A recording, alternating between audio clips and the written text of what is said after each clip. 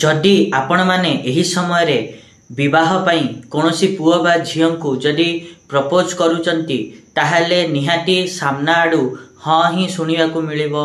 किंतु ग्रह मंडल रे बृहस्पति हेउचंती एक मुख्य ग्रह। बृहस्पति दीर्घ काल धरी गोटे राशि रे गोचर करिथांती पाखापाखि गोटे वर्ष। ता सहित ज्योतिष शास्त्र रे आपण मानक जातक रे जदि देखिबे कि बृहस्पति केंद्र भाव में बसिचंती ताहले आपण मानकर जातकर अर्थात कुंडली बहुत गुड़े दोष मध्य नाश करि देइथांती एवं गुरुंकर दृष्टि को मध्य अमृत बोली कहा जाई थाए। तो यही विशेष ग्रह बृहस्पति 14 मे 2025 रे निज राशि परिवर्तन करिवा द्वारा वृष राशि व्यक्ति माननकु किभली फल प्रदान करिवे ताहा आज आमे एई वीडियो रे आलोचना करिवा। नमस्कार, मु सुभाषिष पुंठा स्वागत करछु मो यूट्यूब चैनल को। आज आमे आलोचना करिवा कि 14 मे रे जेतेबेले बृहस्पति ताको राशि परिवर्तन करी वृष राशि व्यक्ति मानक पई द्वितीय भाव में गोचर करिवे ता द्वारा कौन सब वृष राशि व्यक्ति माननकु फल देबे से विषय आज तो आमे डिटेल्स रे आलोचना करिवा। ता पूर्व सबना भली गोटे रिक्वेस्ट करने चाहिए कि जो मैंने भी एजाई चैनल को सब्सक्राइब करना सब्सक्राइब करंतु आ पाखा बेल आइकन को मध्य प्रेस करंतु जा द्वारा कि मु आगु को जहाँ भी किसी वीडियो देबी ता नोटिफिकेशन आपण मानकु ठीक समय रे मिल जिवो। जदि आमे वृष राशि कथा कहिबा ताले वृष राशि पाई अष्टम एवं लाभ भावर अधिपति होउचंती आपण मानकर बृहस्पति। जेहेतु लाभ भावर अधिपति ताहले आपण मानंकु एही गोचर बहुत ही शुभ फल दब। ता सहित आपण मानकर धार्मिक कार्य रे मन बळिबो किंतु पूजा पाठ द्वारा आपण मानकर अधिक खर्च मध्य होई पारे। तीर्थ यात्रा मध्य आपण माने करिवे। धन रे बहुत वृद्धि घटिबो। आयर स्रोत मध्य बढ़िबो।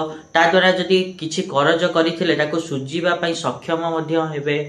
ता सहित आपण माने देखिबे कि आपण माने निज परिवार सहित जोड़ी हेकि रही परिबे।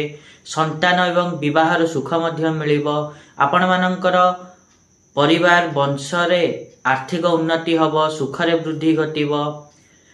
ता सहित आपण माननकु परोपकार दान रे मध्य इच्छा हबो। किंतु 12 जून रु नेकी 5 जुलाई जाए जेतेले बृहस्पति अष्ट हेबे सेतेले आपण मानकु टिके अधिक परिश्रम करिया को पड़ी पारे।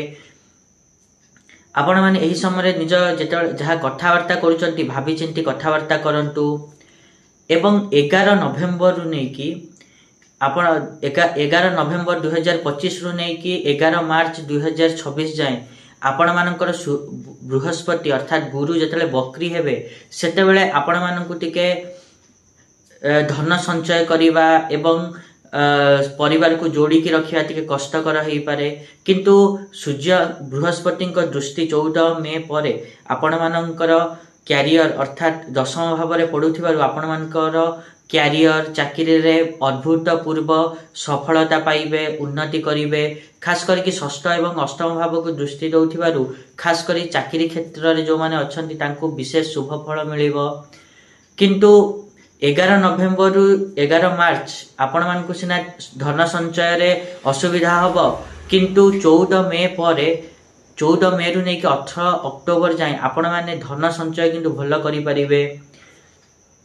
ता सहित आपण माने देखिबे जदि आमे वैवाहिक जीवन कथा कहिबा ताहाले 14 मे परथु आपण मानकर ससुर घर पक्ष सहित संपर्क भल रहिबो। स्वामी स्त्री भितरे भल पाइया मध्य बढ़िबो। ता सहित आपण मानक कथा को लोक माने गंभीरतार सहित सुनिबे।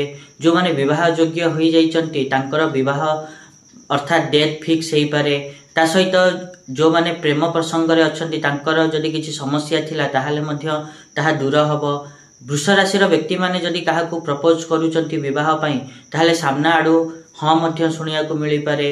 ता सहित आपण मानकर परिवार रे किछि नुवा लोक जोड़ी हेई पारंती, किछि संतान जन्म हेई पारंती, आपण मानकर परिवार बढ़िबो।